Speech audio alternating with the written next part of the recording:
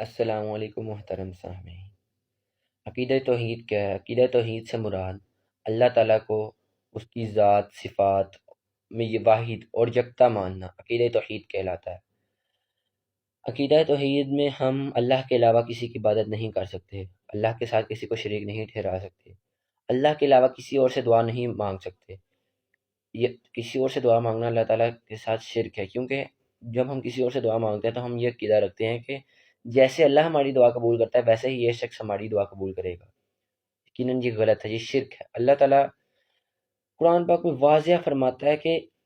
ہم تجھی ایاک نعبد و ایاک نستعین، کہ ہم تیری ہی عبادت کرتے ہیں اور تجھی سے مدد مانگتے ہیں۔ اور اللہ تعالیٰ نے سورۃ النمل میں تو اس عقیدے کی تو اللہ تعالیٰ نے ختم کر دیا کہ اللہ کے علاوہ اور بھی کسی سے ہم دعا مانگ سکتے ہیں۔ یہ اللہ تعالیٰ نے سورۃ النمل میں فرمایا کہ بھلا بتاؤ کہ وہ کون ہے جو بے قرار کی دعا سنتا ہے، پھر اس کی دعا قبول کرتا ہے، اور پھر اس کی تکلیف دور کرتا ہے، اور پھر اس کو زمین کا خلیفہ بناتا ہے۔ کہ اللہ کے علاوہ بھی کوئی یہ کام کر سکتا ہے؟ کہ اللہ کے علاوہ اور کوئی خدا ہے، کوئی الہ ہے جو یہ کام کر سکتا ہے؟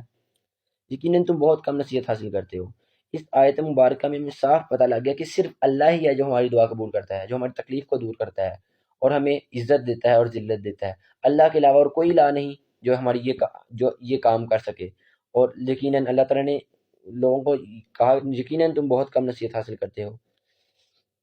آج کل اہل کتاب نبیوں کو ماننے والے بتوں کی پرستش کرنے والوں سے زیادہ شرک کرتے ہیں، کیونکہ مثلاً کہ جیسے یہودی حضرت عزیر علیہ السلام کو اللہ کا بیٹا تسلیم کرتے ہیں، حضرت عیسیٰ علیہ السلام کو اللہ کا بیٹا تسلیم کرتے ہیں نصارہ کرسچنز اللہ تعالیٰ کا بیٹا تسلیم کرتے ہیں حضرت عیسیٰ علیہ السلام کو۔ حالانکہ اللہ تعالیٰ نے سورۃ المائدہ کے آخر رکوع میں فرمایا کہ جب قیامت والے دن حضرت عیسیٰ علیہ السلام کو اللہ تعالیٰ بلائیں گے اور کہیں گے کہ بتاؤ کیا تم نے انہیں کہا تھا کہ تم اللہ کے بیٹے ہو؟ حضرت عیسیٰ علیہ السلام کہیں گے اللہ تعالیٰ اگر میں نے انہیں کہا ہوتا کہ آپ کو مجھ سے پہلے پتہ چل جاتا، میں نے انہیں نہیں کہا۔ پھر اللہ تعالیٰ ان کے جہنم میں پھینک دے گا، کیونکہ ان پر جہنم حرام ہے، جس نے شرک کیا اللہ کے ساتھ، جس نے شرک کیا، جس نے اللہ کا بیٹا یا بیٹی تسلیم کیا، اللہ کو کسی کا بیٹا تسلیم کیا، یہ شرک ہے۔ اللہ تعالیٰ کی اسما، اللہ تعالیٰ کی ذات میں شرک اور اللہ تعالیٰ کے اوصاف میں شرک ہمیں جہنم میں لے کے جائے گا، اور جو شخص اسے توبہ نہیں کرے گا اس کا ٹھکانہ صرف جہنم ہے۔ کیونکہ اللہ تعالیٰ نے قرآن پاک میں فرمایا کہ میں نے حرام کر دی ہے جنت اس شخص پر جس نے میرے ساتھ کسی اور کو شریک ٹھہرایا، میرے علاوہ کسی اور کی عبادت کی، میرے ساتھ کسی اور کو شریک ٹھہرایا، میرے برابر کسی کو ٹھہرایا۔ آج کل لوگ مسلمان اور اس کے بعد مسلمان بھی شرک کرتے ہیں، مسلمان اللہ تعالیٰ کے علاوہ کسی اور سے مدد طلب کرتے ہیں، اور یہ عقیدہ رکھتے ہیں کہ اللہ تعالیٰ کے علاوہ بھی کوئی ہماری دعا قبول کر سکتا ہے، کوئی انبیاء، کوئی اللہ کا ولی، کوئی اللہ کا نیک بندہ جو اس دنیا سے چلا گیا ہے، اپنی قبر میں وہ زندہ ہے۔ اللہ تعالیٰ نے قرآن پاک میں فرمایا ہے جو اللہ کی راہ میں فوت ہوا، اللہ تعالیٰ نے اسے قبر میں زندہ رکھا اور اسے کھلاتا بھی اور اسے پلاتا بھی، لیکن اس کا قطعاً مطلب یہ نہیں کہ ہم اس سے دعا مانگ سکیں، کیونکہ صرف ہماری دعا اللہ ہی قبول کرتا ہے۔ کیونکہ اللہ تعالیٰ نے فرمایا ہے صاف، اللہ تعالیٰ نے بالکل بھی نہیں کہا کہ میں تمہاری دعا نہیں قبول کروں گا، اللہ تعالیٰ نے کہا کہ میں تمہاری دعا کو سنتا بھی ہوں اور قبول بھی کرتا ہوں، تمہیں بھی چاہیے کہ تم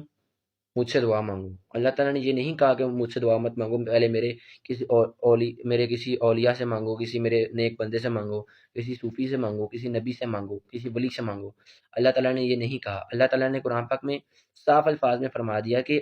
اللہ ہی تمہاری دعا قبول کرتا ہے، یقیناً تم بہت ہی گمراہی میں رہو۔ کیا اللہ کے علاوہ بھی کوئی الہ ہے جو تمہاری دعا قبول کرے گا؟ ہمیں چاہیے کہ ہم شرک جیسے گناہ عظیم سے اجتناب کریں اور اللہ تعالیٰ سے توبہ کریں اور آئندہ شرک سے بچیں۔ آپ صلی اللہ تعالیٰ علیہ وسلم نے فرمایا کہ شرک ایسا گناہ ہے کہ جو چونٹی کی رفتار سے آتا ہے اور ہمیں پتہ بھی نہیں چلتا، اور شرک ایسا گناہ ہے جو ہمیں جہنم میں لے جائے گا، اور قیامت والے دن آپ صلی اللہ تعالیٰ علیہ وسلم بھی ہمیں اس گناہ سے اس بندے کو جنت میں نہیں لے کے جا سکے، اللہ سے سفارش بھی نہیں کر سکتے جس نے اللہ کے علاوہ کسی اور کی عبادت کی، جسے اللہ کے علاوہ کسی کا شریک ٹھہرایا۔ کیونکہ اللہ تعالیٰ نے قرآن پاک میں فرمایا کہ میں نے حرام کر دی جنت اس شخص پر جس نے میرے ساتھ شرک کیا۔ اسی بات پر آپ صلی اللہ تعالیٰ علیہ وسلم نے حدیث مبارکہ ارشاد فرمائی کہ قیامت والے دن میں اپنے سارے امتی کو جنت میں لے جاؤں گا سوائے اس کو جس کو قرآن نے جنت میں جانے سے انکار کر دیا، اور قرآن نے اسے جنت میں جانے سے انکار کر دیا جس نے شرک کیا۔